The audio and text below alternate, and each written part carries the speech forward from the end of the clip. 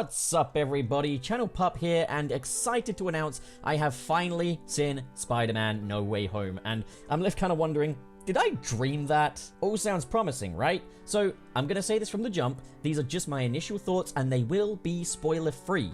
However, I know that there are some that do want to go in blind completely to this movie, so to them I say, don't watch this review, or any review for that matter. I honestly don't even know why you would click on this. There's a lot of idiots on the internet. But either way, this is going to get some angry comments because, the truth be told, I'm not 100% sure what to make of Spider-Man No Way Home. And just a reminder, these videos are made possible by my supporters on this platform, so if you do want to support me, be sure to hit that big, beautiful subscribe button.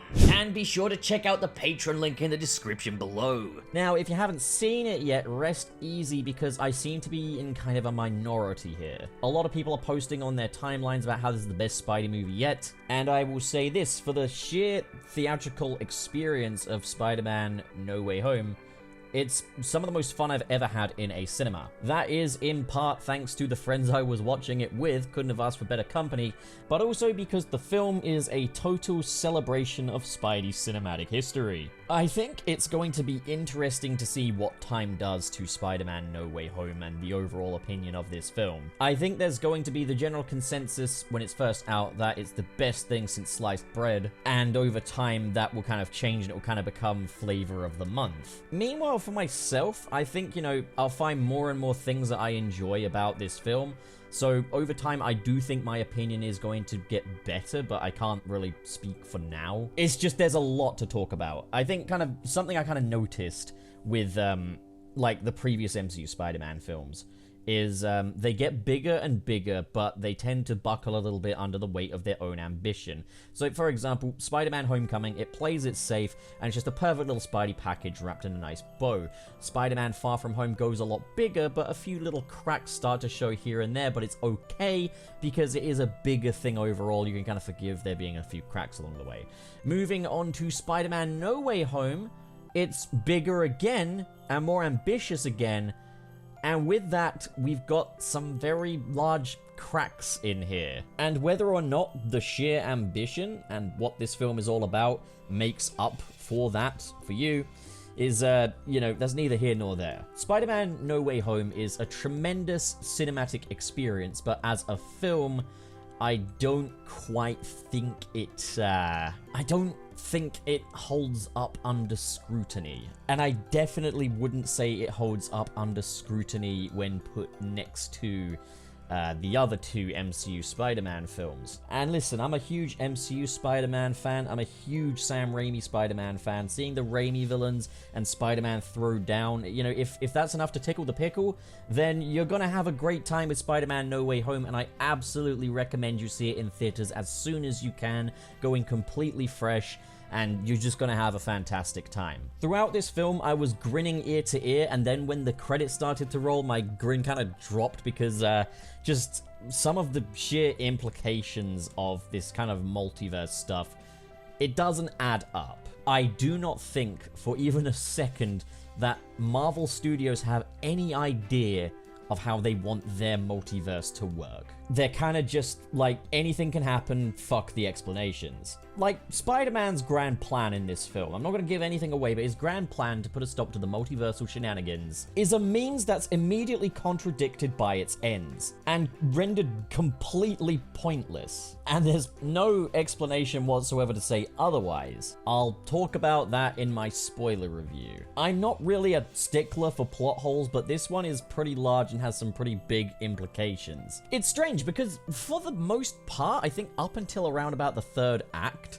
it's quite tightly written. There's a number of moments that I saw in the trailers that I was quite concerned about that actually played out just fine in this. It's mainly just the overall resolution of things that has me going, okay, well, that's bullshit. Now, if plot holes and stuff like that don't really bother you, well, you're in for a good time. It's a film that does precisely what it says on the tin. If MCU Spider-Man fighting against villains from the Raimi and Webb universe is something that tickles the pickle, well, good news, you're gonna enjoy it. There's plenty of it, they waste no time getting there, and I think that for the most part, the identity reveal from the end of Spider-Man Far From Home is handled pretty well. And it does have lasting consequences throughout the entire runtime.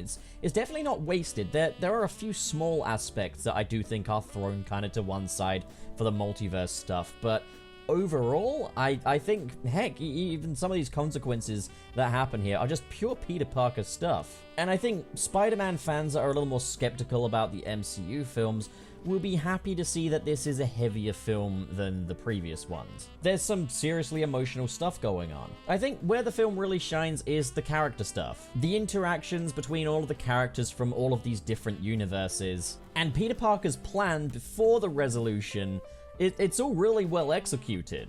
Although not perfect, seeing like Raimi and Webb characters doing MCU humor does feel weird and wrong. In a few parts, feeling more like an SNL skit than like a serious, like, multiversal Spider-Man film. I've always kind of felt that the MCU has kind of a humor problem, and here it definitely kind of comes to a head because we're seeing characters from different universes now fitting into that MCU mold. The action sequences in this one are for the most part really strong and easily just as good as the ones from Spider-Man Far From Home. I don't think they quite top Raimi as far as like sheer stunt work goes, but they are definitely up to the pedigree of an MCU action sequence, some of the best in the MCU. However, a particular battle in the third act would be a whole lot better if they didn't constantly stop the battle to just chit-chat. Sense of danger and urgency kind of went out the window there. But in fairness, you are getting some good character interactions. And I think that is the main takeaway, is just seeing all these characters from all these different universes interacting with one another.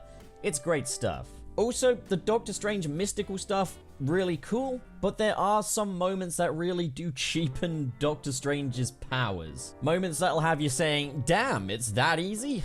I could be a Doctor Strange too. So overall, as a cinematic event, can't really fault it. Delivers on its promises, fires off on all cylinders, it's a great time, and I think MCU Spidey skeptics may be won over a little bit by the developments made to Tom Holland's Peter Parker. As an actual film in itself though, it's just overall story, I think it struggles to hold up under scrutiny. It's the most ambitious Spidey film yet, and it definitely buckles under that weight at times, not in regards to pacing or feeling overstuffed, just that some really important stuff goes unexplained in a way that I don't think they're teasing for a future film necessarily. So I'd say, as a cinematic event, you could probably say, oh, this is the most fun I ever had watching a superhero movie. And that's great, and I think for a lot of people this will make the top of their best superhero films list.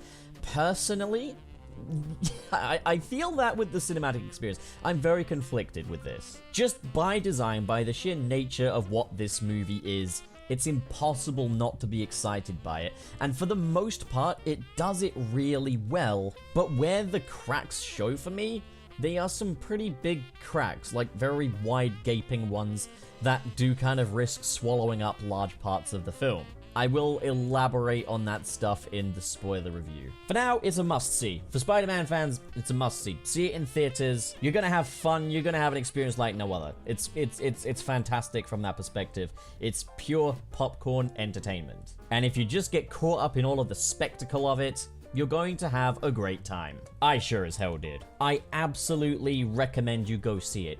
But overall, I would say that this is, as far as actual writing quality goes, in the lower part of the Spider-Man films. Better than the Amazing Spider-Man films, better than the Venom films, but I don't even know if I would put this necessarily as high as Homecoming or Far From Home. Time will tell. I need some time for it to marinate. As far as the big multiversal Spider-Man movie goes, Into the Spider-Verse did it better. This one kind of has Rise of Skywalker syndrome, and it does it a lot better than Rise of Skywalker did, but I still wouldn't say it necessarily gets that formula right. But better is better, entertainment is entertainment, and this is good on those grounds. So go see it for yourself, experience it.